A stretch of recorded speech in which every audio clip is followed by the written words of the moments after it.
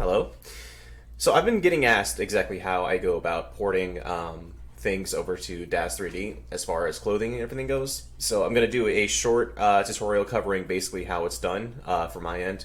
Bear in mind that the way that I go about things is not going to be the be-all, end-all. I'm fairly certain there's going to be a better idea or a better variant to do what I do. So please bear in mind that this is not the be-all, end-all. So let's get started. So as we can see right here with this body right here, this is just basically the base Genesis 8 body with my character's facial features applied to it. This is just from Destiny. You basically don't really have to have it colored like I do, but this just helps visualize for what I do. And as you can see, I have him in essence wrapped inside the clothing. You basically, ooh, okay, that's an ugly scene.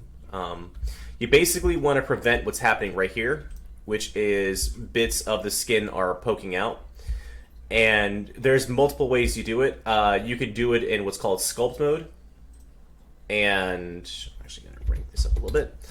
You basically just grab an area right here. And you just pull it out.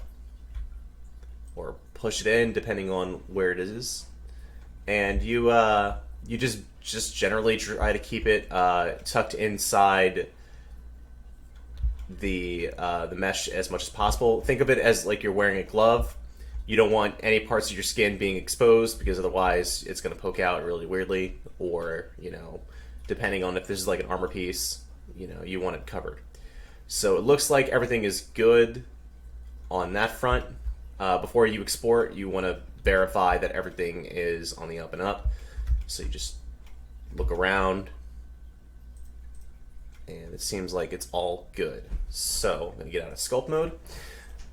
So as we can see, let me check that. Okay, never mind. So as we can see, everything looks good. Now, depending on what you're working with, like for instance, I made an option where these two chest plates are basically undamaged compared to this. So as a consequence of that, I have two different materials, one for the damaged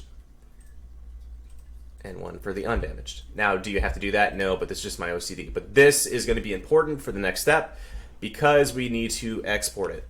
So what is going to happen is that I'm going to get rid of my base shape, and I'm actually going to yeah, we'll keep all this. So I'm going to export this as object or wavefront.obj, and I usually just put it in right there. So thereafter, I'm going to go back. I'm going to hide the body, but I'm going to get rid of all this, and then I'm going to re-import the object that I just exported out. Now there's a reason why. Due to the way that DAZ handles things, I forgot there's multiple materials. Due to the way that DAZ handles things that are going to be imported. Oh wait, there's two legs, that's right. It's going to basically invert everything that I've just done. And what I mean by that is going to be apparent in just a moment. As soon as I finish applying these materials. And unfortunately, a lot of Halo things, they don't have everything all in one, so this can get really annoying very quickly, as you can tell. Okay, so for instance, let's take this damage variant. So when I import this into DAZ, this damaged part is actually going to appear on this side here. I don't know why it does that. I have not really looked into fixing that or finding out what's the solution. So instead, I'm going to do a quick little dirty fix. First things first, before you import anything, make sure your vertices are merged by distance. Did that earlier, so I wouldn't have that, because when you do a certain option, if there's like seams exposed or something like that, if they're not joined together, let's look at like there'll be a seam right here if it wasn't joined together, and it would split apart. So you generally want to make sure that's done before you import it. So since I've done that already, I'm going to go back into edit mode by hitting tab. I'm going to go to mesh. I'm going to go to mirror on the X global. Now, this is the reason why I kept the body, because as you can see, the damaged part is on the other pectoral. So because I've mirrored it, I have to check everything again to make sure that, again, there are no exposed bits. It looks like it's going to be fine.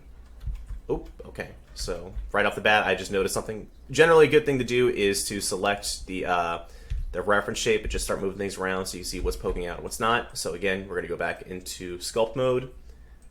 Just pull some things back into place. Oop. So it looks like that's fine. But now my OCD is compelling me to verify again. It looks like it's fine. If there's anything poking out, it's negligible, so I don't really have to worry about it. But generally, you want to make sure that the gloves in particular are on the up and up. It looks like they're fine. I don't really have to worry about it as much as I might expect. Like that's I'm not too worried about that poking out. So, because we're done, I'm going to re-export it all back out. But first, I'm going to determine that I want the undamaged part first.